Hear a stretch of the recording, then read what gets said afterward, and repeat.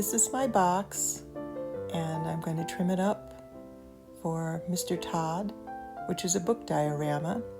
And this is, as if you've watched the other videos, this is a book box that was made to put things in to hide. And I had to cut the piece off the top and put it where you see me sanding right now.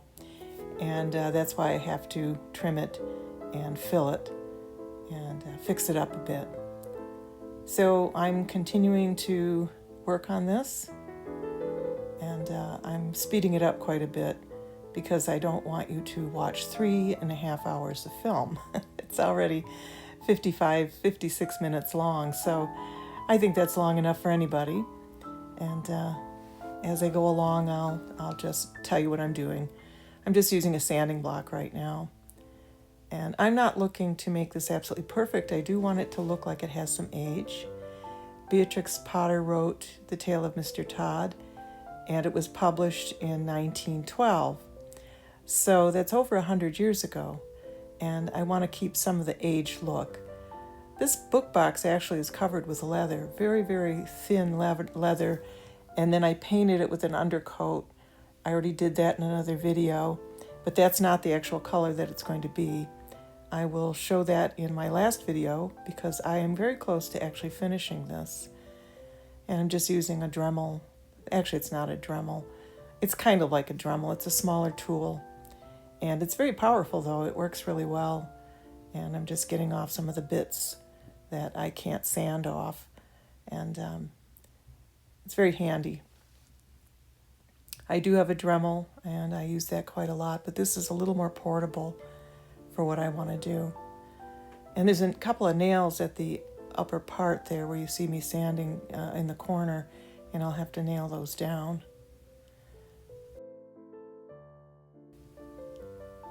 I'm going to do that in a second. Okay, a little more sanding.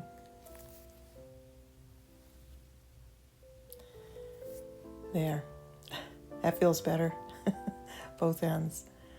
I do need to get a different workspace. The space that I have is where I've traditionally worked since I've lived in this farmhouse.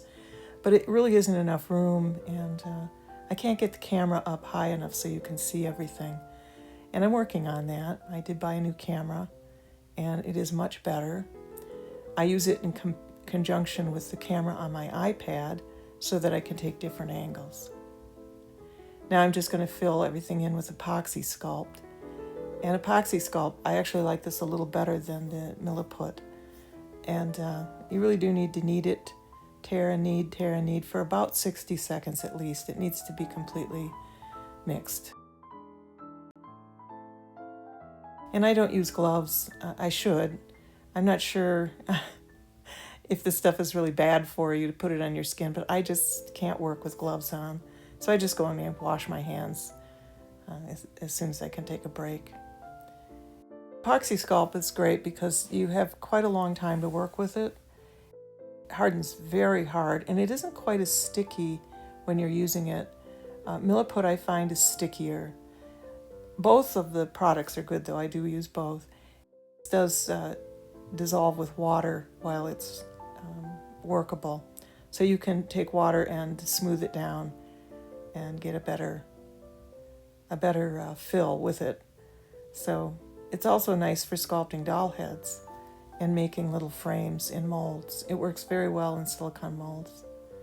So I'm just going by that place where I cut off the top of it, where it closed before, and yeah, I'm using my plastic ruler. I'll clean it off. It's a little dollar store ruler. I use it for everything. Comes in very handy for scraping off stuff like this. So, and the sides of this will be done too. I'll make it look like it has pages. That'll be the very last thing that I do. I will draw some kind of a knife through the edges to give it the look of pages before I paint it. So that's, I put some water on it. Here's Mr.Tod. He's not quite finished. I have his coat pinned on because I'm actually going to glue his coat on with fabric tack so that it doesn't go anywhere. And once he's in this room, he won't come out. Now I'm going to start working on the room. I have the door. The door needs some fixing. I'm just trying to place some balsa wood around to see, and I decided to use a thin sheet of balsa wood for the walls, which have a sort of division in it. And I'll just cut out enough pieces for that.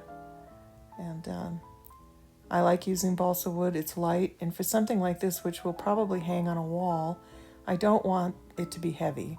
It's already heavy enough with the wooden book box. So I'm keeping it as lightweight as I possibly can.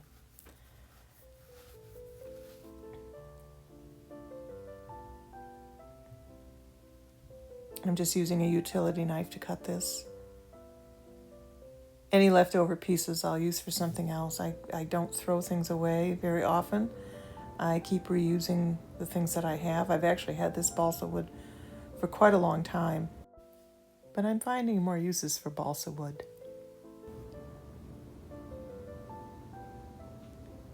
This is something I'll use again and again, though. I did a little bad cut there, but I'll fix it. Okay. I'll use this for other parts of the room. I just want to mention this. When Beatrix Potter drew her pictures, she didn't have much regard for perspective. What she was really good at was characterization of her little animals. She was very good at drawing animals and painting animals. They were very convincing.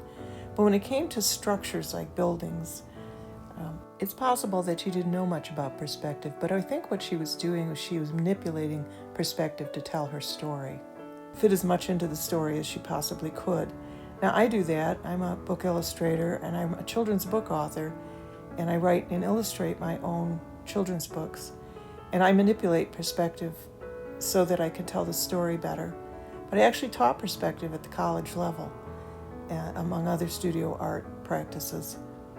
And so I do understand perspective, but what I'm doing here, and you can see these lines the way I've drawn them, I'm going to capture her room the way it looks in the book.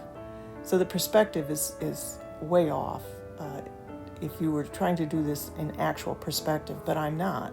I'm actually going to try to copy her form of perspective and put it in this box. Now, it may work and it may not, but I'm going to do my best to imitate the photograph of the illustration as far as I'm able to. So the next thing is to put the ceiling in and measure that. There's a picture of Mr.Tod in his room. It's a much wider picture than the box will allow for, so I'm going to manipulate the perspective even a little more. Now, as a kid, when you're looking at this stuff, you don't think about perspective so much. You don't realize that, in many stories they do manipulate perspective. So anyway, we'll just keep going, and hopefully you'll see the development of this.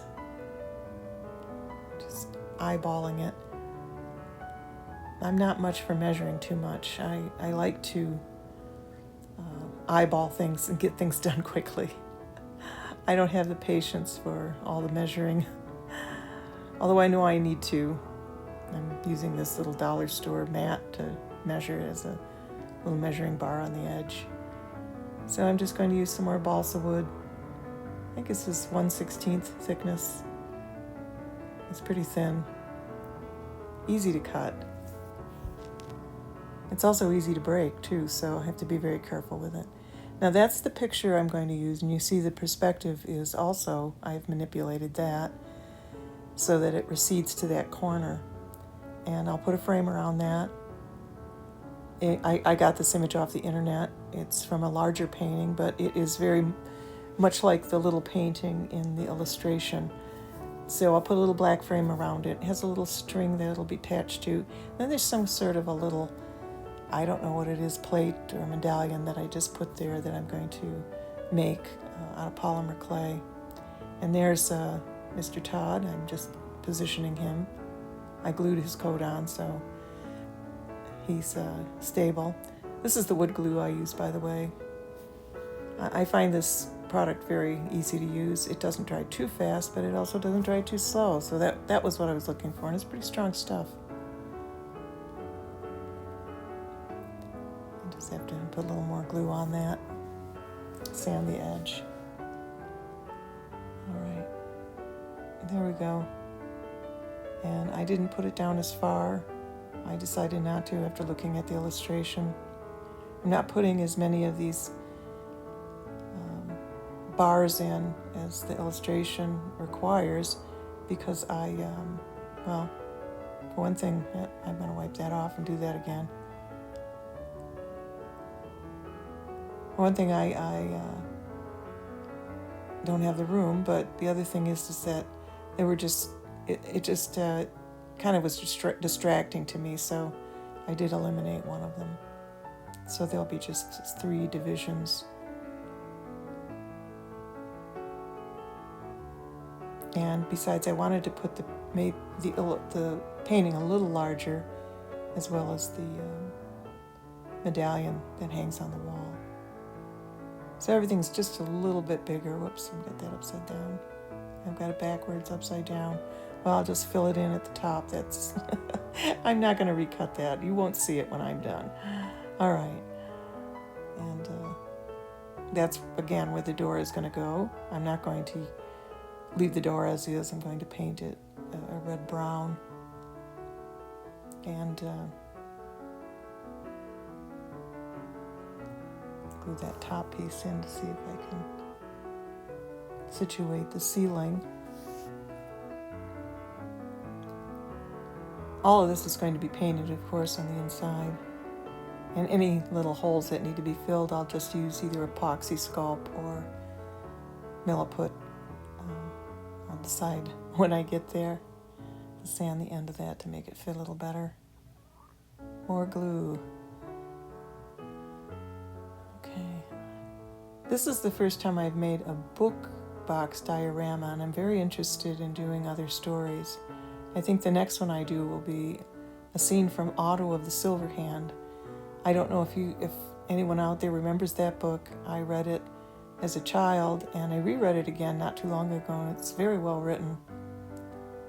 And I'm going to take I'm pretty sure I'm going to do this. It looks complicated though.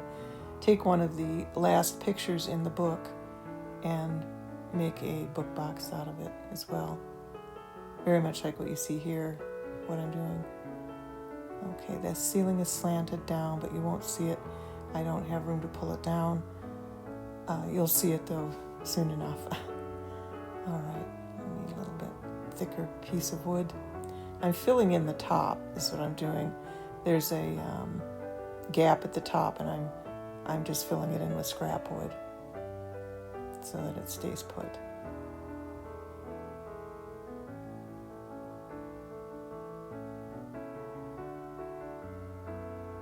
Cutting the edges off with a X-Acto knife and just marking where some other things will go. And just putting another shim in just so that it's stable. Oh, gotta glue that again.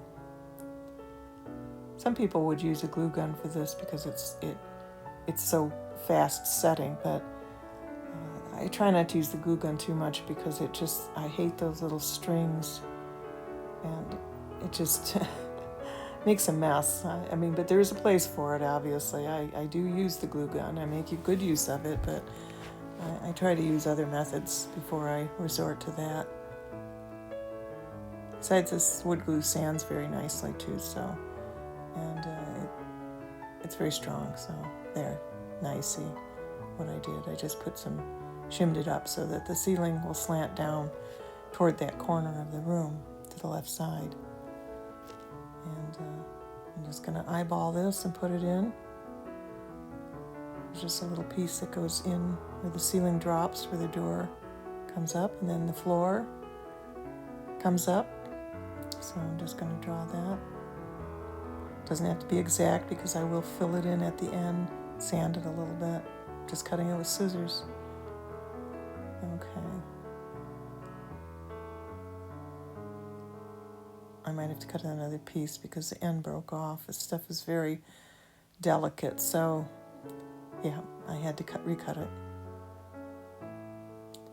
Balsa wood just, it just breaks so easily. Unless you have a really, really sharp blade. And this one it's sharp, but I'll need to change it pretty quickly. All right, just glue that in.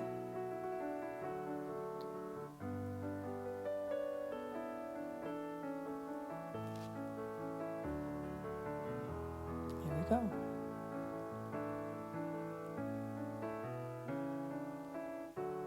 And at the top, I will fill that in as well.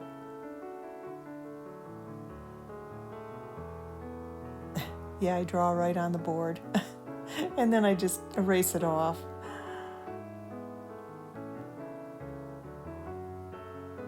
Sometimes I use marker, but it has to be erasable marker. With the pencil works, it's a number 2 pencil, and it seems to work just fine, and then I know what to do. All right, I'm going to paint the door, and I'm using golden paint and a mixture of other paints. I even have some Winsor & Newton acrylic that I picked up at a garage sale, believe it or not. They had a big box of Winsor & Newton acrylic paints. I mainly paint in oils, but for something like this, really acrylics are going to work better. I'm not sure what I'll do for the Auto of the Silver Hand book box. I may actually use oil paint in that one. I love to work with oils. That's my medium that I love the best. But acrylic paints are very good now, especially Golden and Winsor & Newton make very fine watercolors and acrylic paints. So let's get that red on. It's sort of a barn red, but that's not the color it's going to stay. And I'm going to age the door a bit too, because the door in the illustration is pretty rough looking. Okay, now the picture frame. Very easy to make these with a miter scissor. And of course, this stuff's really thin. It's just balsa wood. But the picture in the frame for Mr. Tod's background decoration, to think a fox would have hunting pictures, imagine that. I actually went on a fox hunt once. I was raised with horses. I rode all my life. And I was invited, and for me it was a bit of a disaster. I couldn't keep up. I didn't know my place. I didn't know the rules, but I was 14 years old. And I said, I'm not going to do this again. And I didn't. But instead I did jumping. But anyway, that's another life, another story. But it did strike me funny that Mr. Tod would have a hunting picture in his home. Beatrix Potter had a good sense of humor. So I'll just keep going here. The blade on my miter scissors is getting rather dull, so I'll have to change it soon. And sharpen them again too. So if you do buy miter scissors, it's probably a good idea to make sure that you have a changeable blade. I know there's some really cheap ones out there that once it's dull, forget about it. Sharpening these things is just not that easy unless you can take the blade out. Some of them have a sort of box cutter blade that goes in. Mine's different than that, but okay, that's just some acrylic I bought at Walmart. When it was on sale, they had this big sale, and I bought a whole bunch of it. And hey, it's pretty good. It's a flat black. I think I probably bought it maybe 4 years ago. So, and I've used almost all of it already that I bought there. So I won't get a buy like that again unless I find it at a yard sale or charity shop, which I do find these things occasionally at places like that. I'm just going to go through this. I obviously am not concerned about my fingernails. It's very hard when you live on a farm to have fingernails and have them look halfway decent. So I don't obsess about it. I just would rather work with my hands. I clean my hands as much as I can, but all right. You see the perspective on that picture? It's going to match the illustration. And I'll just glue these on.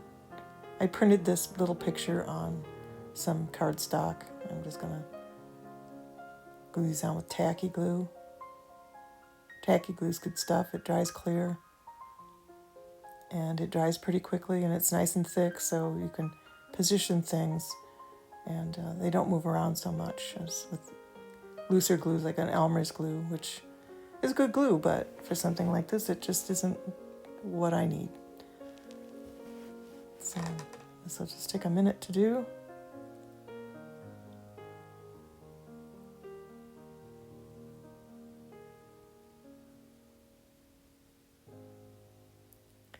This channel is not meant to be a rush job. And, I've been living on this farm for some time, and our life here is wonderful, actually. We live a slower life. And it's, it has gotten into my work. When I was teaching, everything was a big rush all the time. And when I retired, I slowed down because I thought, well, I'll probably live longer. So I'm making some more of the resin. This is epoxy sculpt again. I like it for sculpting because it really does do the job. It's not, like I said, as sticky as Milliput. Milliput has a really nice terracotta color, though, which if you want to make little pots or, whatever, dishes, it has a very nice terracotta color. And you can buy epoxy sculpt in different colors too, but I haven't found the colors to be very satisfying, let's put it that way. So I'm just going to put this down on the paper, and then I will position it. There's some water just to get it to smooth out a bit. And I'm just going to put the picture that I printed off right on top of it. Now I sprayed it with a fixative on both the back and the front. I do that with all the little pictures that I use, because then it doesn't, if water gets on it, it doesn't bother it at all. So I'm just going to roll this out and put it around the edge. And as I said, in the illustration that Beatrix Potter made, you can't quite tell what this thing is. I'm assuming it's a wall plaque. They used to make these wall plaques out of plaster. Some of them might even have been beaten metal. But since I couldn't really tell what it was, I just decided I would make this little gray-colored flower medallion. And so I'm just going to put some little bit of aging to it. And after it is dried, I will paint some more on top of it and put a little bit of Mod Podge over it all to try to pull it together. And I'll probably paint the flowers a little more too, because you can't really see them. But you can't see them in the illustration either, so I'm not that worried about it. All right. And that takes 24 hours for it to set completely. Stuff gets really hard. If you get it on your tools, it is very difficult to get it off. So I try to be really careful with it. Get it in your fingernails and it's a mess. All right.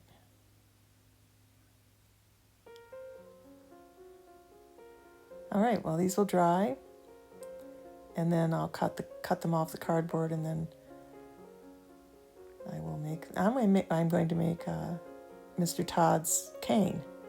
He has a little cane. This is a little piece of apple wood I found outside, and it wasn't at all rotted, but it was very dry. So it's from one of my apple trees. So I'm just going to make his cane out of apple wood. And the top of his cane has a little knob on it. So I'll probably use some epoxy sculpt for that. Make the little knob. I'm just going to carve some of the little rough pieces off of it and sand it a little bit. And then I'll paint it after I put there's the epoxy sculpt. I did that already. And I let it dry. And I'll just mix up some paint and paint it. And then after it's painted, I'll probably give it another sand, another coat of paint, and then I will coat it with Mod Podge matte. And I'll attach it to Mr. Tod's hands, or paws. All right. And I'll just set that aside. And there's the door. The door is not finished, but I'll work on that after that's completely dried. Just going to put some little accents in that. Give it another coat of paint. But I am going to change the perspective of the door, but I'm painting it first because what I'll do is I will use my Dremel tool or one of my other tools to change the perspective on the door, but you'll see that later. Now the bottom of the floor is going to be made out of junk foam that I saved from packing materials because I want this box to be lighter weight. I don't want it to be heavy, and this glue gun doesn't get that hot, so it doesn't melt the foam. So I'm just going to put it in, and I can push it around too and manipulate it for the floor. But this will just make it a lot lighter weight. You won't have to have a heavy anchor for the wall to hang this on. I'm going to try to make this so it can be hung, but also kept on a counter or a table that can be just open and seen from all angles. So I'm going to finish the back of this as well and make sure that the whole thing is visible. You could put it out as a display if you wanted to. All right, and let's see how Mr. Tod's fitting in there. And I'll just keep pushing that foam in and gluing it in until it's as stable as I need it to be. And the other nice thing too is you can cut this with a blade and carve it down a little bit if you need to. So I'm just pushing it in.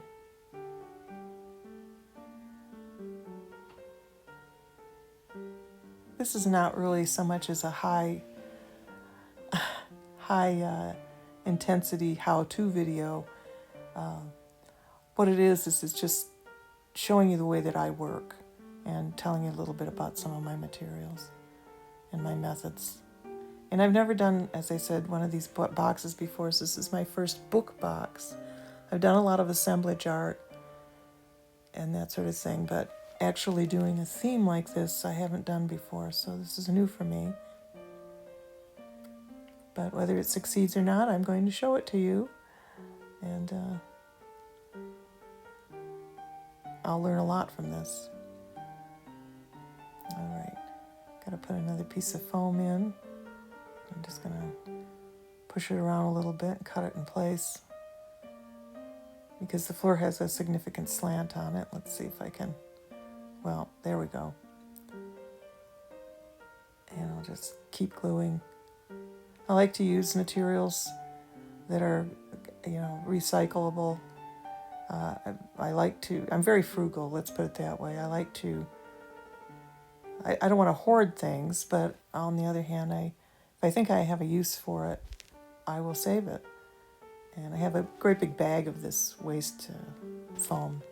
Here's the Milliput. I'm going to use that for the door because I'm going to restructure the door a bit. And this is the terracotta color.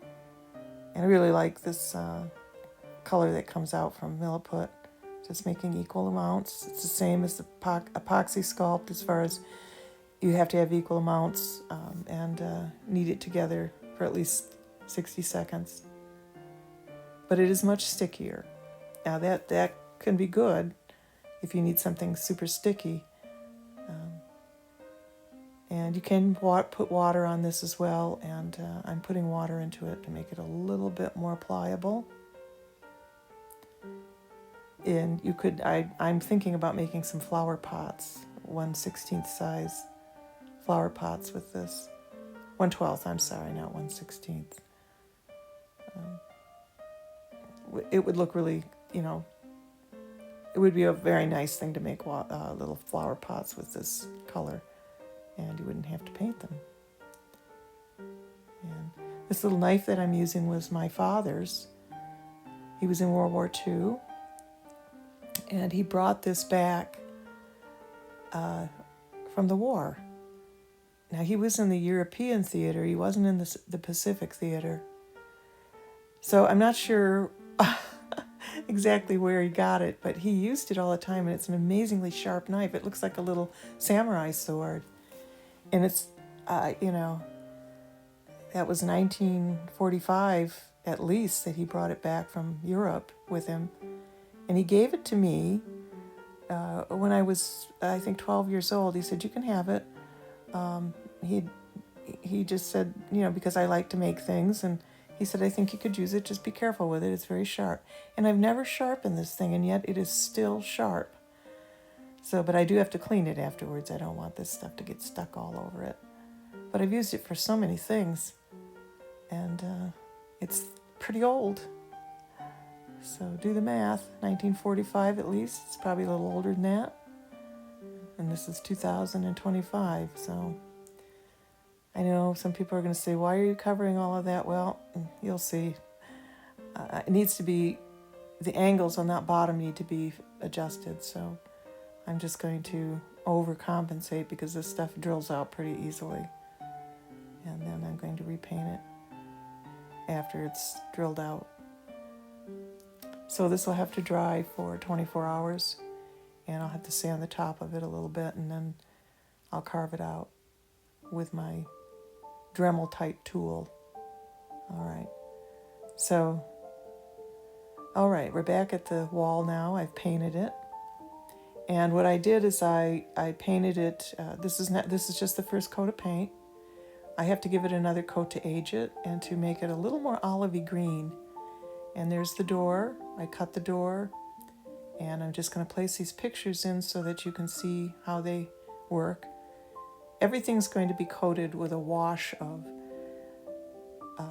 mix of sienna brown and burnt sienna.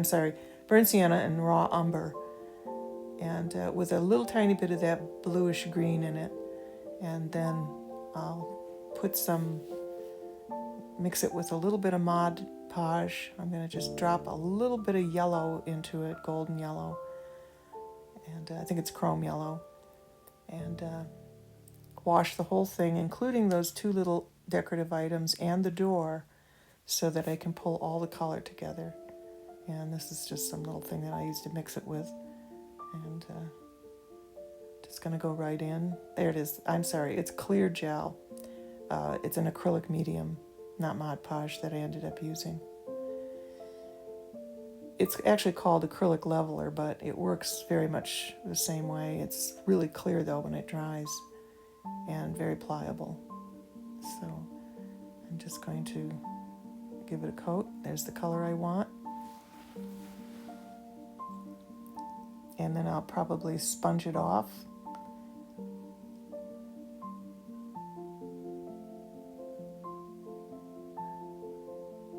And I'll just keep going with that. And everything will be covered, even the floor, after I'm done with the floor. And bring the colors together. This thing is just, that pink towel just kept losing lint off of it, and I don't know why that was happening. But I'm going to end up using my t-shirt that I have on, because it's a piece of junk anyway that I paint in, to draw off the excess. So forgive me if you see me do this. But hey, I dress for work. I have a bag of clothes that I wear. There, see? I'm just using my sleeve. Hey, that works great, because look at, there's no lint and it's not tearing to pieces. And I'm just going to go in and keep going and working this so that it gets that aged look.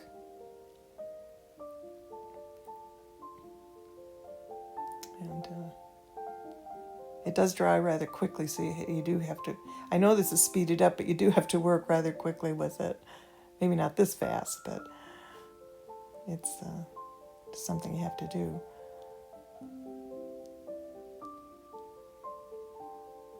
You can begin now to see, though, where this is going. And I'll use that same atmospheric, that was not easy for me to say, atmospheric perspective by making the corner much darker so that it recedes into the distance. Okay. And I'll do that, even though you can't see behind the door, I'll do that anyway because it just bugs me if I don't. So, all right, we'll do the ceiling, make that a little darker too.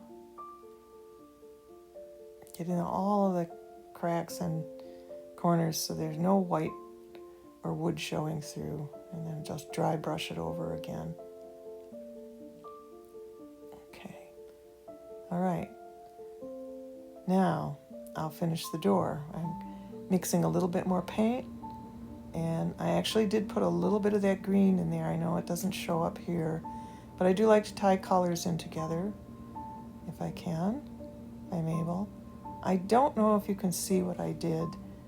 I can see it, but then I did this. So I actually took the door, cut it on a slant on both the bottom and the top, and also arranged the bottom panels to go along with that. It looks like I needed to do a little more on that, and I will. I'm going to re-drill it and paint it again, but I don't think you'll see that here. I'm just going to go over and make sure all the little white bits are covered on the black with black, and there's the painting, and I aged it as well. I'm just dotting some of the other stuff that's in there, and I'm going to just do a little bit of painting on this just to pull it together, and that line is not going to be that defined, but I'm going to kind of wash it out a little, put a little more definition into that, the little flowers that are there. You can just barely see them, I know, but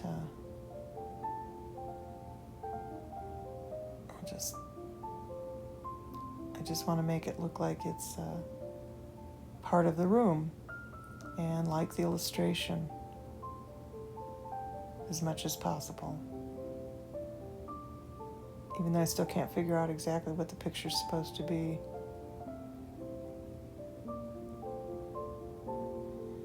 I'll just do the sides carefully in the back. I really hate it when little white things show through, and so I just want to make sure I get that done. Now I'm just going to use a little golden white paint, titanium white, to bring out the flowers a little.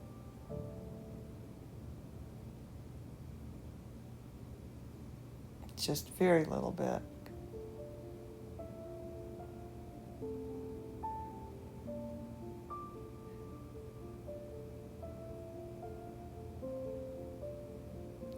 Mr.Tod apparently had great taste as far as his clothing and his little homes. He was a naughty boy, though. He liked to eat rabbits. So, all right, there we go. All right, I still have a lot of paint left over. I don't waste paint. I will scrape that into a little plastic container, and I put tape over it, and I will use it for something else. And so I'm going to just do some more work on Mr.Tod now real quick. He needs a little bit more refinement. And I'm using a spiral needle here. And I have a foam board underneath him. And that big pink thing that looks like a pen, that actually has 3 needles in it so that you can felt with it. I always keep it out. I don't always use it, but I may need it, so I keep it out. The eye is the trickiest part. You can see his eye looks very small in the illustration, and yeah, it's tricky. I need to get a little bit more white around the eye and around the snout and his lower jaw. And I need to pull in his mouth a little bit. It's a little too long.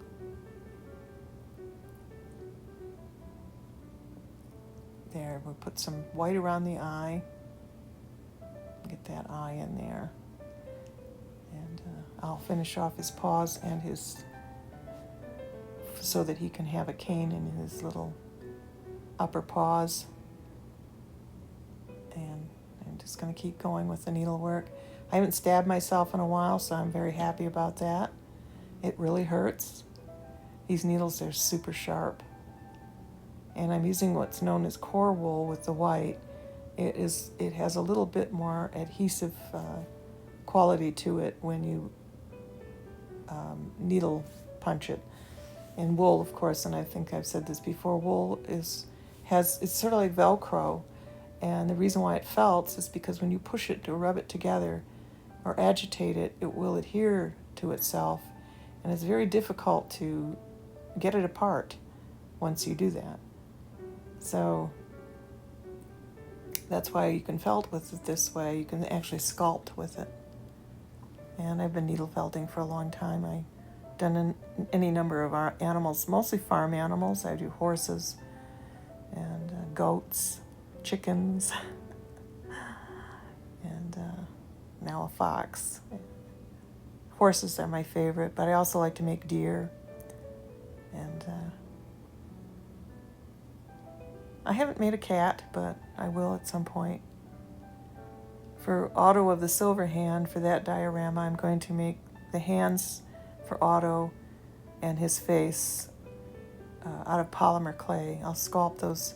But I put him on a wire body that has a foam, not a foam, but a core wool inside so I can bend him and position him, and then I'll make his outfit. And then the girl that's in the picture, I can't think of her name right now, he asks her to marry him. It's the scene at the end where he proposes to her. And it's, of course, a medieval setting.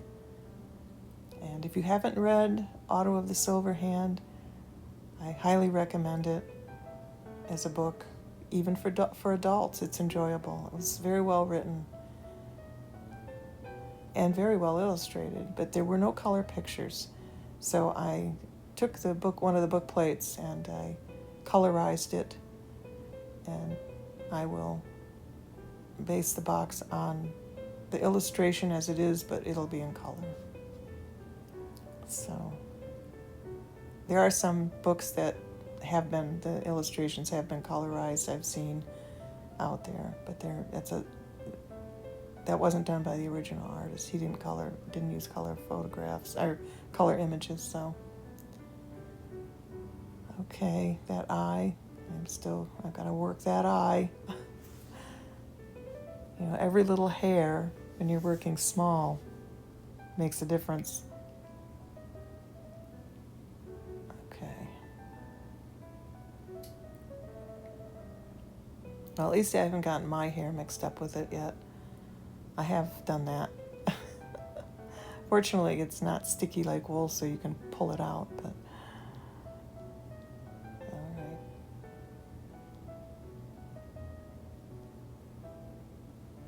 And Mr.Tod's clothes, of course, I had to use the thinnest fabric that I could, and I printed it on the inkjet. Well, it's actually cotton lawn that's inkjet fabric, and made his entire outfit out of that, except for his cravat, which is actually Liberty of London fabric that I had that had a very small print, and I used that, and that's also cotton lawn. In some of the pictures in the illustrations, he has a red cravat with a white stock under it and a red vest, and in other pictures you can't see that. So I just went with the waistcoat that had the red in it, and I made the cravat that had some versions of blue and red in it. And I'm just trying to work on his cheek area to try to make it look like fur. And if you haven't tried needle felting, I highly recommend it. It's one of those things that it's very satisfying, and it's not that hard to learn it. There's some really good tutorials out there for learning, and getting the body basics is the main thing, and then learning what types of wool work best, how to mix colors. There's a lot of needle felters out there, and there's a lot of information.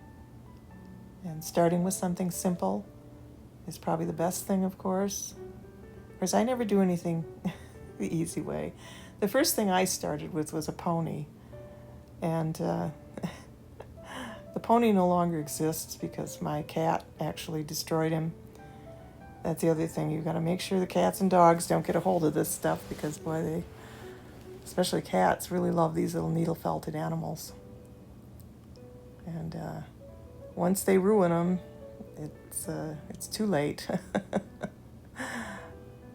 So I'm just going to trim off some of the hairs that are just going all over the place, and do a few more.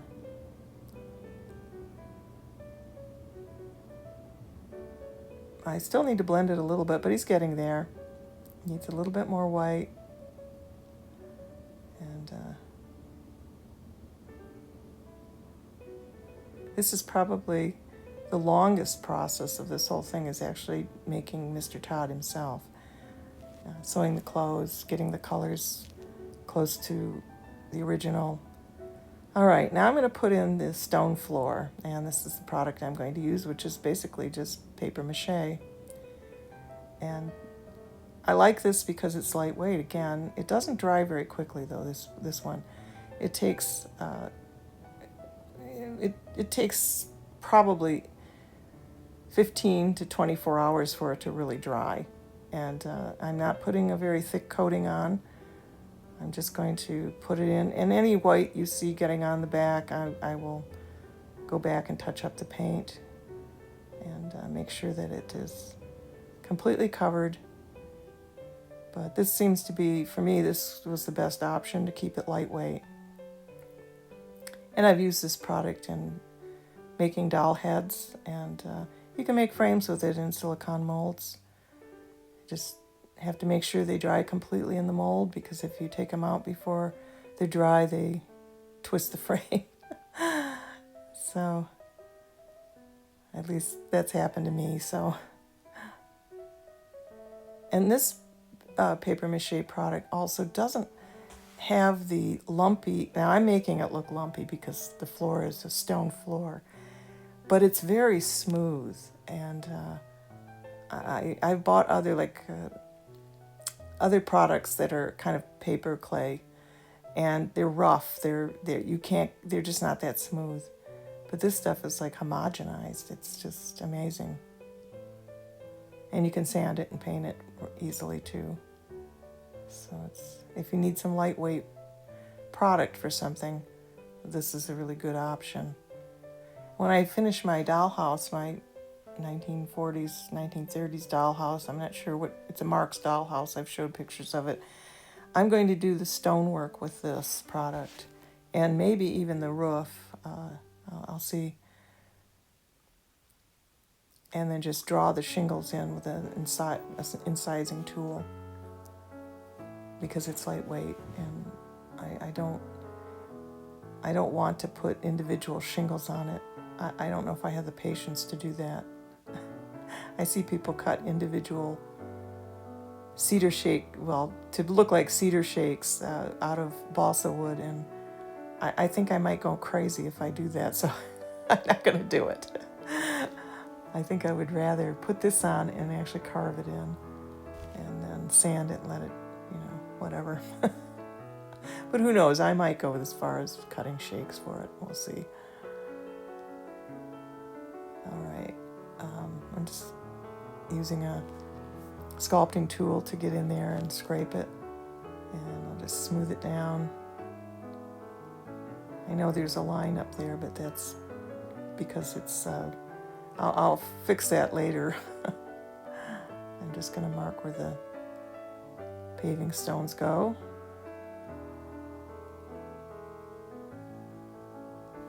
And then I can, and again, I'm just trying to keep it the way that it looks in the illustration.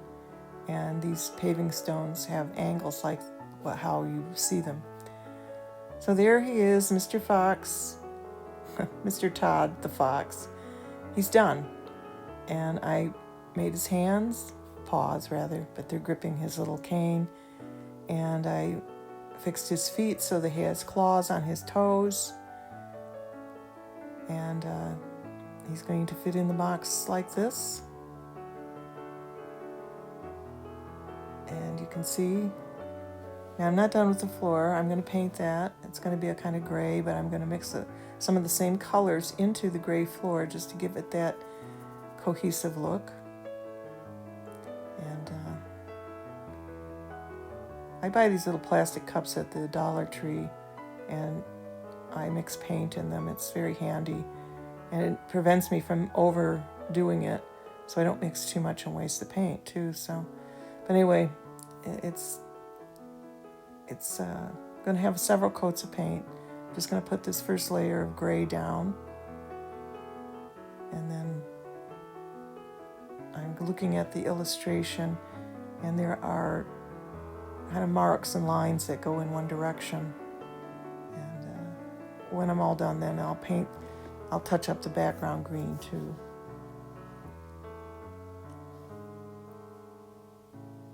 And now I'm just going to try to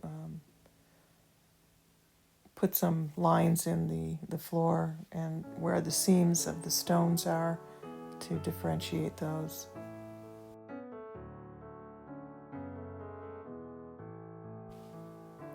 So this will get several coats of paint, and that will take a little time. I'll have to let it dry between. Sorry about my hand there.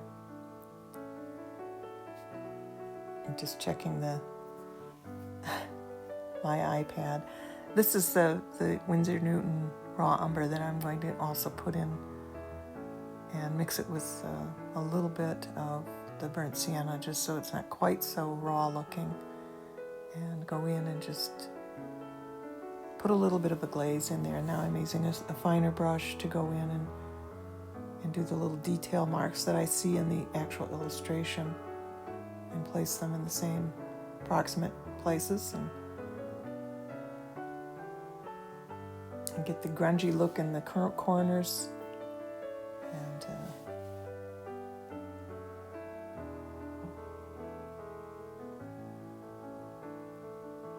I'm using a very fine paintbrush to do this, sable brush. And there's the lines I was talking about. And you see it in the illustration. You see that she uses a lot of these directional spots and lines in her paintings to give texture. And I'm doing the same. And the corners are going to need to be darker because that atmospheric perspective where as it recedes into the corner, it's more shadowy.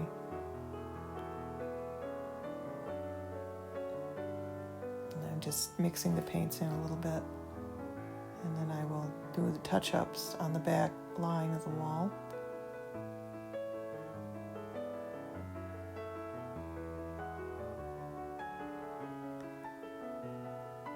And I'm just using this burnt sienna color, golden paint, to go in and go over the corners. There's like a little rusty in the illustration. It's a little rusty colored in some of the areas. So I just want to keep up with the illustration and make sure it's has that look to it.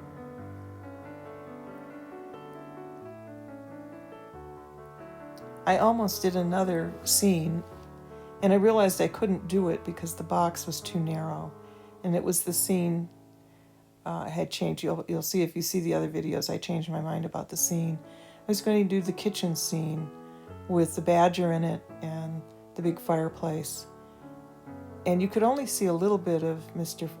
Tod in it, and I realized after I had gotten this box and was working on it that scene would not work in this box.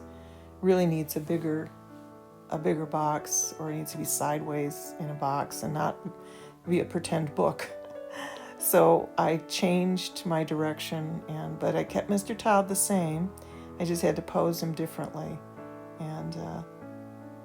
And because of the way I made him, he's bendable and I can repose him and that sort of thing. So it wasn't a problem.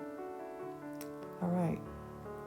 I'm just going to dry brush over this a little bit and blend it just a little. And there you go. I don't want to touch him there because I don't want him to get paint on his little paws. But this door, that's going to go in there. And you can see that the perspective on it is,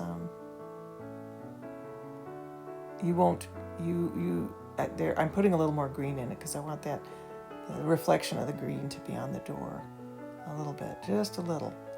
And draw that in. And of course, when it's placed in there, you won't see it as clearly, but it will make a difference.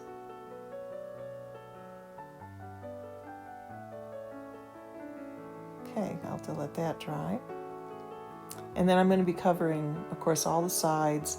This is going to be the page that will be facing the scene. And this will all be covered with a fabric and with more paint. These little pieces will go in like that. And then Mr. Tod, once he's in, he will not be able to be removed. All right, that's better. I just wanted to adjust the light a little. And there's the door. So, Mr. Tod, and the paintings, and all of that is done. And the next is just to finish the outside of the box. And I'm going to paint the whole box the same color as the inside brown of the book label. The whole book will be that color. And, well, you'll have to just wait and see. The sides will be finished off. And there it is. Thanks for watching. If you enjoyed this, please subscribe and like and leave a comment. I would appreciate it very much. Until next week, bye-bye.